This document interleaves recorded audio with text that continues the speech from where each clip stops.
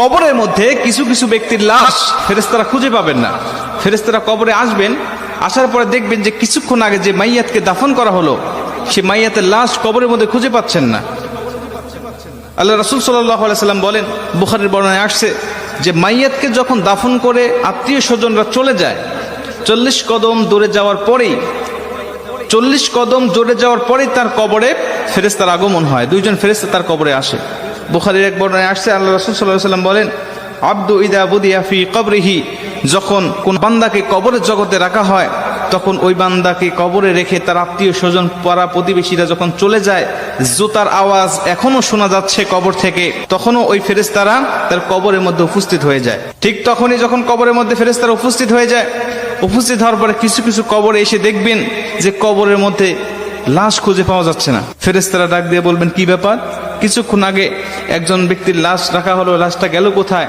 তারা তাকিয়ে দেখে যে বিশাল আকৃতির একটা পাখি কবরের মধ্যে শুয়ে আছে বা দাঁড়িয়ে আছে বা বসে আছে।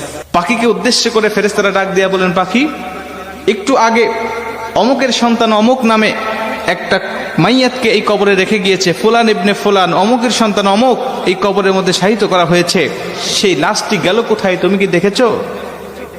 পাখিটি ডাক দিয়ে বলবেন, হ্যাঁ আমি দেখেছি। কোথায়? বললেন, সে আমার ডানার তলে ঘুমাচ্ছে, আরামের ঘুম, প্রশান্তির ঘুম দিয়েছে, আমি তাকে কবর থেকে জাগ্রত করব না। ইসরাফিল আলাইহিস সালাতু ওয়াস সালাম যখন সিংহায় ফুঁক দিবে তখন পর্যন্ত আমি তার পাহারাদার হিসাবে এখানে থাকব, তাকে প্রশান্তির ঘুম দেওয়ার জন্য আমি এখানে তাকে পাহারা দিব। মুসলমান ভাইরা আমার, ফেরেশতারা পাখিকে ডাক দেয়া বলবেন, পাখি রে, ওই ব্যক্তিকে একটু বের করে দাও, আমরা তাকে শুধু 3টা প্রশ্ন করে চলে যাব। 3টা প্রশ্নের উত্তর যদি দিতে পারে তাহলে তুমি তাকে আরামের ঘুম, প্রশান্তির ঘুম তুমি তাকে পেরে রাখবে। পাখিটি ডাক দেয়া বলেন, না, আমি তাকে বের করে দিব না, আমি তাকে বের হতে দেব না, আমি তাকে ডাক দিতে পারবো না। খবরদার, তোমরাও উচ্চ স্বরে কথা বলবে না।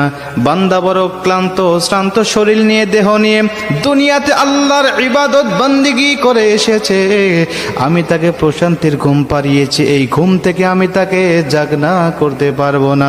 জোরে কোন সুবহানাল্লাহ। আমি তাকে জাগনা করতে পারবো না ঘুম থেকে। ফেরেশতারা ডাক দিয়া বলবেন, তোমাকে জাগনা করতেই হবে, কারণ আমি তাকে 3টা প্রশ্ন করব, তাকে রব সম্বন্ধে, দিন সম্বন্ধে আর নবী সম্বন্ধে তার কেমন ধারণা আছে, আমি তার কাছ থেকে এই জবাবদিহিটা নিতে চাই। তারপরে তুমি তাকে আরামের ঘুম, প্রশান্তির ঘুম তুমি তাকে পারাবে, যদি সে উত্তরগুলো দিতে পারে। আর যদি না দিতে পারে তাহলে তার কবরটা হবে জাহান্নাম, জাহান্নামের গর্ত, তাকে জাহান্নামের বিভিন্ন আযাবগুলো ভক্ষণ করতে হবে। মুসলমান ভাইরা আমার, পাখিটি সঙ্গে সঙ্গে ডাক দিয়া বলেন, ফেরেশতা, তুমি জানো না এই ব্যক্তিকে আমার আল্লাহ পাক ভালোবাসেন, এবং আমি যে পাখি আকারে তোমরা আমাকে দেখতে পাচ্ছ, আমি দুনিয়ার কোনো পাখি নয়, আমি হলাম এমন একটি আমল।